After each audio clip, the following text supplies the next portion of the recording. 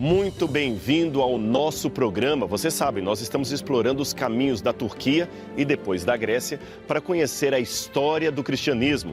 Vamos explorar os caminhos do apóstolo Paulo, do apóstolo João e hoje nós vamos conhecer um capítulo da história cristã que tem tudo a ver com a profecia bíblica e com o entendimento da nossa fé, como ela chegou, da forma que chegou até os nossos dias. Esse prédio que vocês estão vendo lá atrás tem relação com o imperador Justiniano, que foi o grande líder de todo o Império Romano do Oriente, aqui a partir de Constantinopla, como era o nome de Istambul naquela época. Justiniano foi um divisor d'águas na história do cristianismo. Ele mudou muitas coisas e, provavelmente, alguns pensam que as suas atitudes estavam profetizadas na Bíblia Sagrada, especialmente nos livros de Daniel e Apocalipse. Quais foram essas mudanças que ele trouxe? Será que elas são benéficas ou são perniciosas à fé cristã? São perguntas que os teólogos fazem ao se debruçar sobre esse capítulo da trajetória da Igreja Cristã. Você sabe, eu sou Rodrigo Silva e continuo sempre em busca de evidências que comprovem a veracidade histórica da Bíblia Sagrada e também o contexto da história do cristianismo. Não sai daí porque o nosso programa está começando.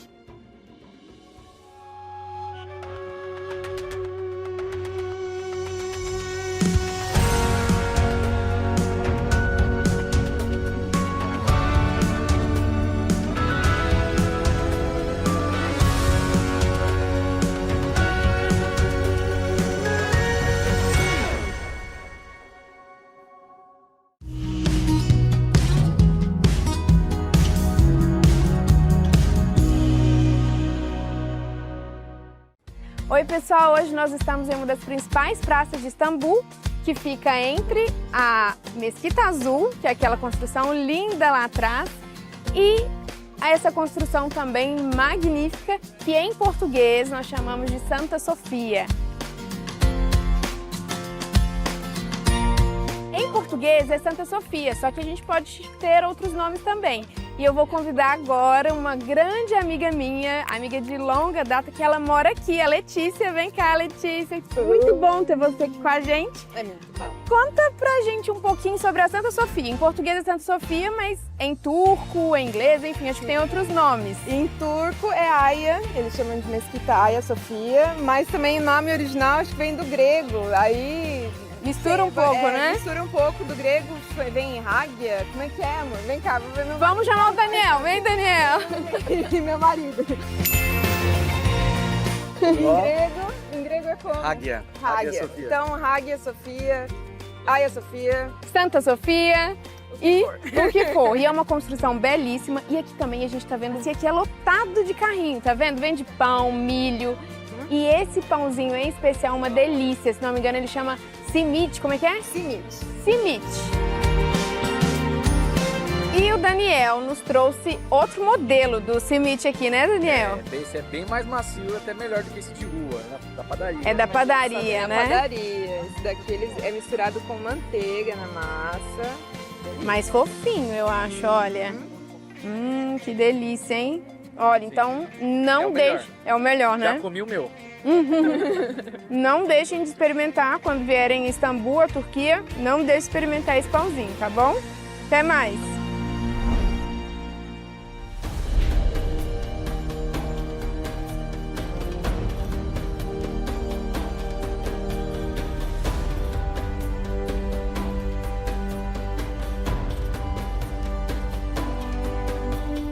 Para entender mais essa parte da história do cristianismo, eu acho que seria interessante e até didático eu recapitular com você algo que falei no programa anterior sobre essa paulatina transformação do movimento cristão, desde uma religião proibida, ilícita, perseguida, até um monumento, um marco político, vivendo sob a bênção e a tutela do próprio imperador romano.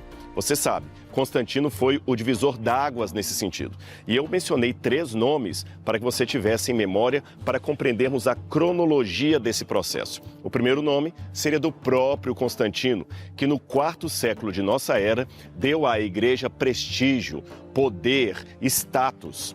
Depois de Constantino, eu falei de um segundo nome que no ano 508 oferece para a igreja o seu exército. Eu estou falando de Clovis, o rei dos francos.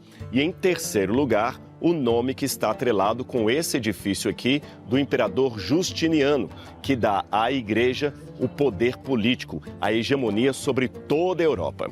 Então esses três personagens em conjunto, Constantino, Clovis e Justiniano, perfazem esta nova fase do cristianismo que vai durar desde 538 de nossa era até 1798, quando o general, a mando de Napoleão Bonaparte, vai até Roma, prende o Papa e assim liquida quase de vez o poder do cristianismo sobre a Europa e sobre vários países do mundo. Eu disse quase liquida porque depois de algum tempo Roma começou a adquirir de novo o seu poder social, político, eclesiástico, mas este seria assunto para um outro programa.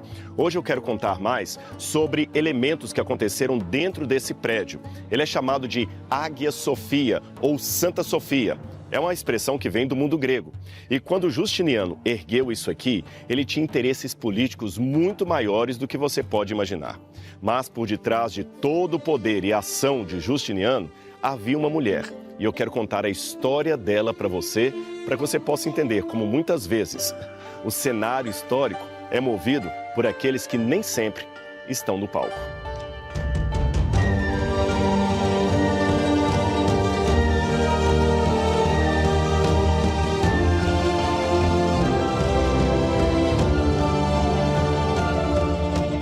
Dizem os biógrafos que quando Justiniano assumiu o poder, nem todos esperavam que ele fosse um grande monarca. Os seus talentos eram limitados e ele tinha uma personalidade mais acanhada e ainda demorava para conseguir uma esposa. Até que finalmente apareceu Teodora. E como foi que Teodora entrou na vida daquele monarca? O curioso é que ela não vinha de uma raiz nobre. Teodora vinha de uma família de camponeses. E ela tinha tudo o que não deveria ter para ser a grande imperatriz de Roma Oriental. Ela, além de ser uma mulher pobre, desconhecida, ela tinha uma profissão que não era bem vista, especialmente por aqueles com uma mentalidade mais conservadora, digamos assim, da época. Ela era dançarina. E dançarina de um show que, para os padrões da época e até para hoje, não era bem visto pela alta sociedade. Ela dançava nua. Bom, mas eu estou adiantando demais a história. Vamos voltar um pouquinho para você entender como é que eles se encontraram. A jovem Teodora estava se aprontando para mais um show noturno, mas dessa vez ela estava nervosa, estava passando a maquiagem com mais força do que o normal, estava se enfeitando mais do que o normal. A razão disso, alguém lhe havia dito que naquela noite o imperador em pessoa haveria de assistir o seu espetáculo. Então ela se aprontou, se enfeitou, passou mais perfume que de costume e foi para fazer o seu show. Talvez o melhor que ela poderia fazer na vida. Ali sentado na arquibancada, no lugar de honra, estava o imperador Justiniano. E ela começou uma dança muito sensual, aquela famosa dança dos véus que você já ouviu falar por aí. E ela dançava e à medida que a música ia aumentando o seu tom e o seu embalo, ela tirava um véu. E tirava outro véu, e mais outro. O imperador ficava encantado com tanta beleza e tanta sensualidade. E quando ela tirou todos os véus, ela estava nua no palco. Naquela época, era algo que as pessoas não estavam acostumadas. O imperador levantou-se e aplaudiu efusivamente, e todos os outros começaram a aplaudir também, até aliviados, porque num primeiro momento pensavam que aquele show de striptease, digamos assim, poderia ser ofensivo ao imperador de Roma, levando-se em consideração que nessa época o imperador de Roma ou o imperador do Reino Bizantino era também o representante do cristianismo para muitas pessoas. Ele era aquele que tinha uma relação íntima com a igreja. E depois desse episódio, para encurtar a história, não demorou muito tempo até que o imperador pedisse para conhecer pessoalmente a Teodora, que ela fosse ao palácio, ele se apaixonou e acabou se casando com ela. E aquela moça de origem camponesa, que antes era apenas uma dançarina, agora se tornara a mulher mais poderosa de todo o Império Bizantino. E mais, a mesma sedução que ela usou para cativar o coração do imperador, ela usava agora na política. E dizem alguns historiadores que, embora o imperador fosse Justiniano, quem de fato mandava era Teodora. Até as leis que Justiniano vai redigir ou sancionar, legalizando de maneira mais efetiva a relação entre igreja e Estado, muitas dessas leis, desses dispositivos legais, tinham a figura de Teodora por detrás deles. Você até se lembra que no episódio anterior eu contei sobre aquele massacre que aconteceu lá no lugar do hipódromo, você lembra? A cidade era dividida entre torcidas que eram representadas por cores e também manifestavam preferências políticas. E quando houve toda aquela rebelião contra o imperador, quem resolveu a situação a favor de Justiniano foi Teodora. Eu acho que vale a pena contar esse pedaço de novo para você. Você se lembra? Eles estavam no palácio e, enquanto isso, só chegavam as notícias que o povo do lado de fora estava a ponto de invadir os muros, invadir o castelo e matar toda a família real. Então todos os conselheiros disseram para Justiniano fugir através do Bósforo e ir para outro lugar, já que nem o exército seria capaz de enfrentar a fúria da população. O general Belisário conclamava o imperador para ir embora o mais rápido possível. E enquanto todos estavam arrumando seus baús para fugirem, onde estava Teodora? Em seu quarto, passando maquiagem, colocando a sua melhor roupa de festa, se enfeitando como ela fizera originalmente para atrair o coração do próprio imperador. E quando lhe perguntaram, Majestade, a senhora não está pronta para fugir? Ela respondeu, não. Eu ainda acho que o cetim será a minha melhor mortalha. Eu sou a imperatriz do reino bizantino. Não largarei o meu trono. Morrerei aqui, vestida como rainha que sempre fui. Aquilo acabou pesando sobre os brios do próprio imperador, que falou, poxa, eu que sou o homem, estou querendo fugir e a minha mulher querendo ficar. E quando ele foi se aconselhar com Teodora, ela falou, você não pode fugir, você é o rei, você é forte. Ela fez com ele ali quase que uma sessão de psicologia, enaltecendo todos os dons que ele não tinha para convencê-lo a ficar. E quando ele aceitou, ela disse, eu tenho um plano para salvar o seu trono, meu amado. Ela pediu a Belisário que falasse aos rebeldes que o imperador cedia a tudo o que eles estavam pedindo, que se reunissem lá no lugar do hipódromo, porque ele daria ali as novas sanções a favor do que o povo estava pedindo. E o povo, enganado, pensando que aquelas palavras representavam um sinal de boa vontade da parte do rei, foram para o hipódromo. E quando todos entraram ali, Belisário, amando da imperatriz, convocou um exército mercenário. Eles fecharam a porta e o exército entrou, matando todas as pessoas à espada. Na verdade, alguns conseguiram fugir, mas o medo já havia tomado conta da população, porque agora sabiam que Justiniano, ou melhor, a imperatriz por detrás de Justiniano, tinha o poder de matar qualquer um que se opusesse ao seu governo.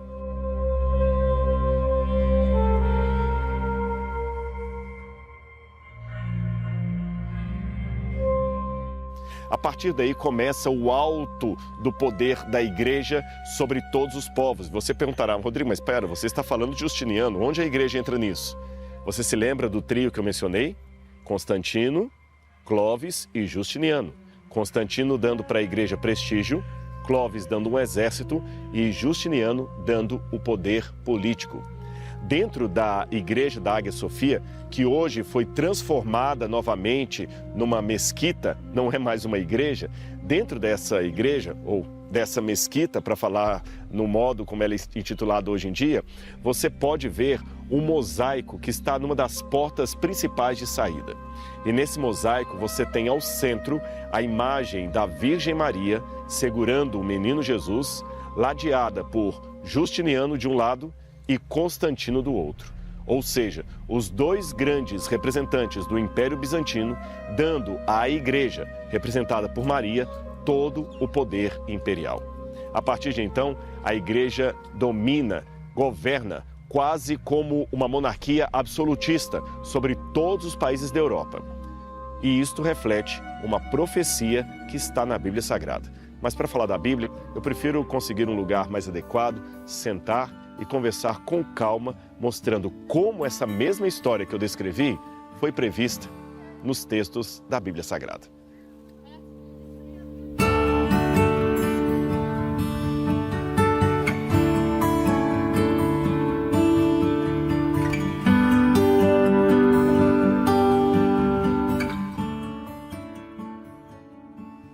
Um lugar tranquilo, debaixo da árvore, para falarmos de coisa séria. Mas antes de entrar na Bíblia Sagrada, deixe-me dar um presente para você. Um presente em nome da TV Novo Tempo e dos Anjos da Esperança, que nos ajudam a manter toda essa programação, inclusive essa série que você está assistindo. Nós queremos mandar para sua casa gratuitamente o curso Evidências, que foi preparado com muito carinho para você e sua família.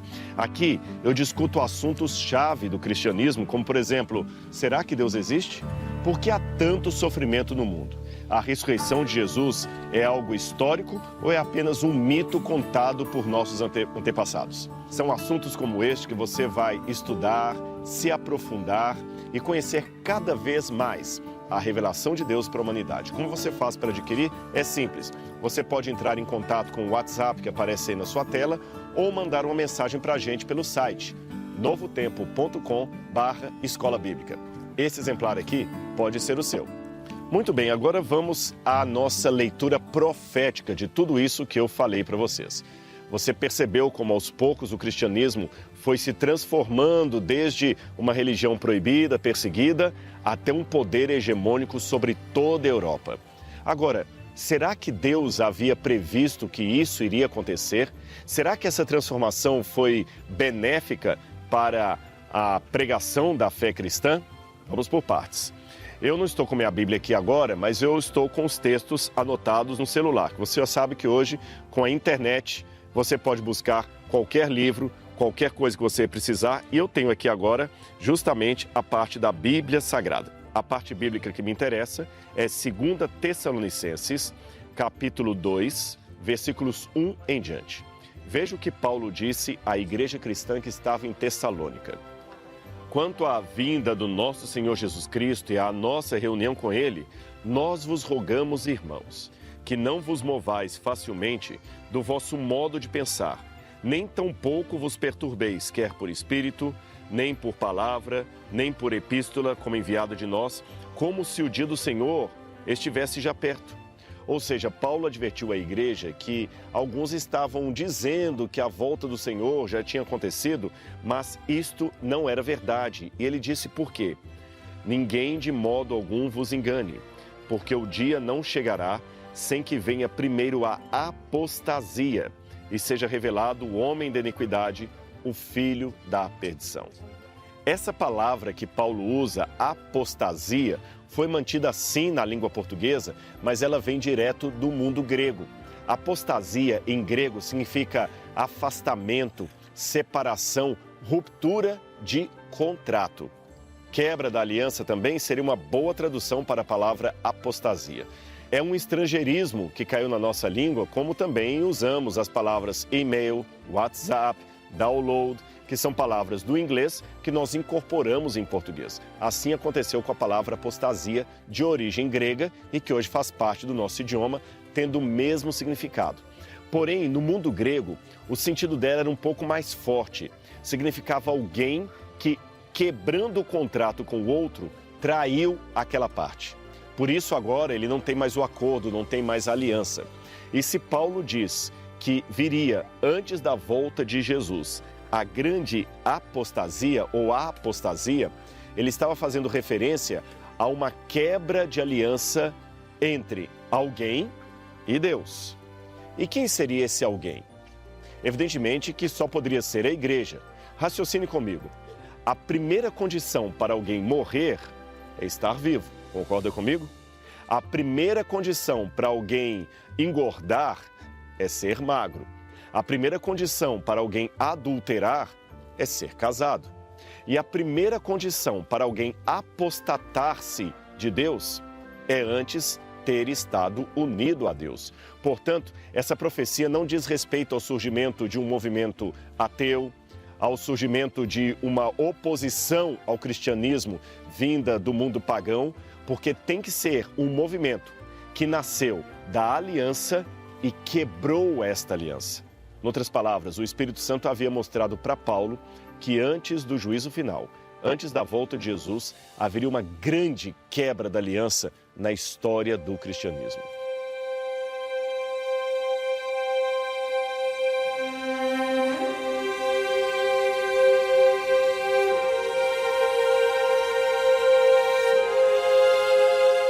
Esta mesma profecia foi dada com outros símbolos e com mais detalhes no livro do Apocalipse, que eu também vou ler para você agora.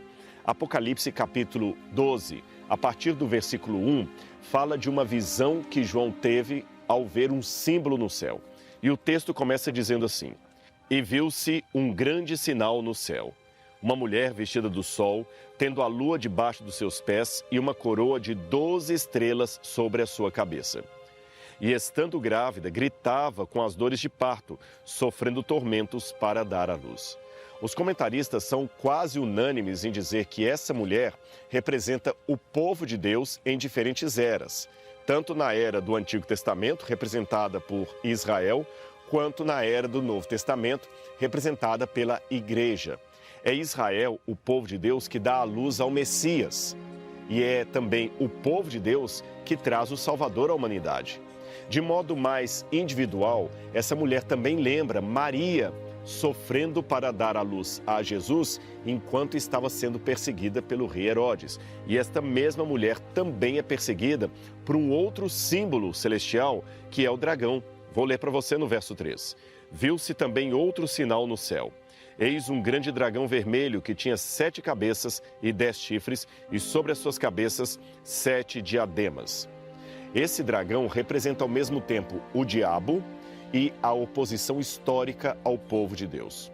Essa oposição histórica, inspirada por Satanás, sempre perseguiu a verdade e o povo fiel em várias situações.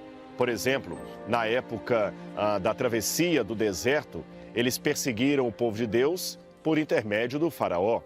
Depois, na época da Babilônia, esse mesmo poder perseguiu o povo de Deus através de Nabucodonosor. Depois, na época dos persas, novamente, você conhece a história da rainha Esther, quando quase o povo judeu foi todo morto por alguém que não apreciava a verdade nem a fidelidade daquele povo. Na época do Novo Testamento, quem perseguia o povo de Deus era Roma. Quando Maria deu à luz a Jesus, novamente ela foi perseguida por Herodes, que no plano humano e histórico era apenas mais um rei agindo. Porém, no plano divino, na história da redenção, era um emissário do próprio diabo agindo em nome de Satanás.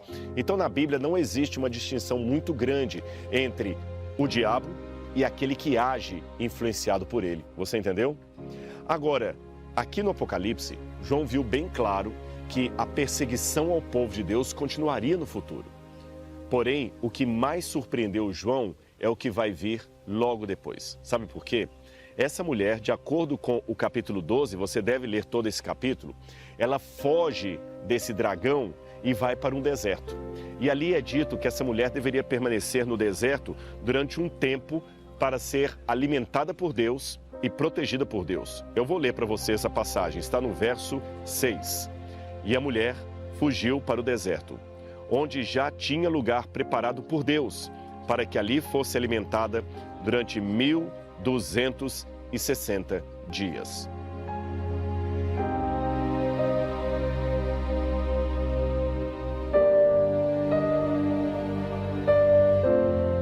Muitos comentaristas da Bíblia entendem que esse período de 1260 dias representariam, na verdade, 1260 anos, em termos de profecia, nos quais a mulher ficaria longe da perseguição do dragão.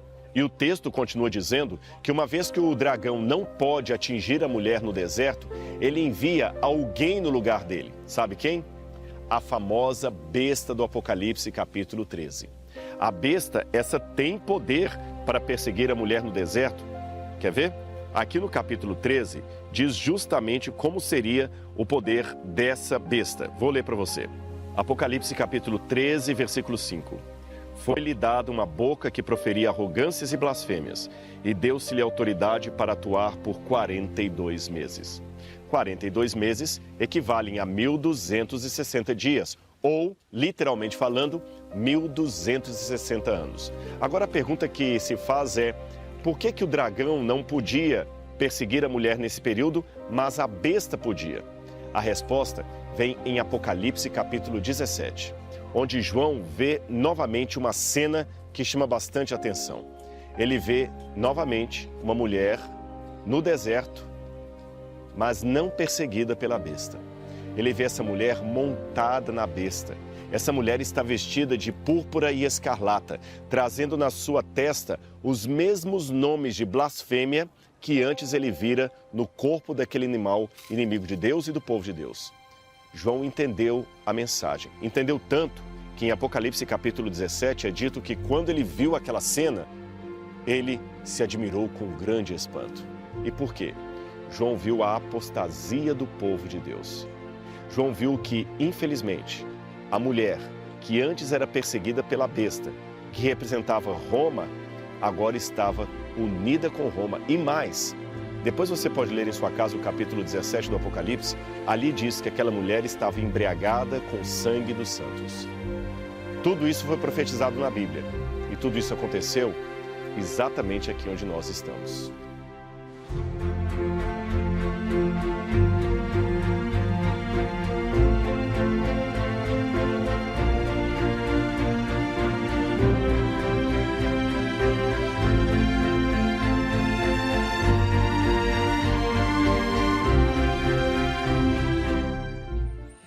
É uma pena que meia hora de programa é pouco para eu detalhar tudo o que eu gostaria de contar para você, toda a relação entre a profecia e a história. Há muitos outros detalhes, mas eu posso, sim, aguçar a sua curiosidade. Pesquise na Bíblia Sagrada, pesquise a parte profética da Bíblia, faça a correlação com a história e você vai ver como a palavra de Deus se cumpriu nos mínimos detalhes. Que é só uma coincidência? Eu vou dar para você. Lembra que eu apresentei a data da hegemonia cristã começando aqui em 538 de nossa era, na época de Justiniano? Pois bem, você se lembra também que eu falei que ela termina em 1798? Agora, faça o cálculo de quantos anos você tem entre 538 e 1798. Você tem 1.260 anos. O mesmo cômputo de anos que aparece em Apocalipse capítulo 12. Seria coincidência? Eu penso que não. É providência de Deus mostrando como a palavra profética foi escrita por homens, mas é de origem divina.